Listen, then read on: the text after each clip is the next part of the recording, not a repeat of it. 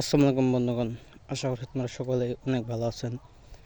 গত 10 দিন যাবৎ খেতে আসতে পারিনি, কারণ 10 দিন মনে করতেছেন যে আমার যে পাতাকপি ছিল সেগুলো কেটে বিক্রি করছি।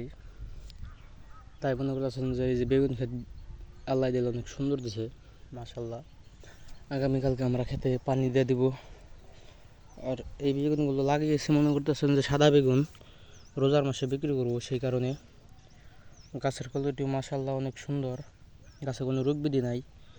আর গাছে কটা জৈব সার দিয়ে দিয়েছে আর কি, গোবরের যে ফাঁকিগুলো আছে সেই ফাঁকিগুলো দিলে গাছগুলো আর কি অধিক ভালো থাকে, সুস্থ থাকে।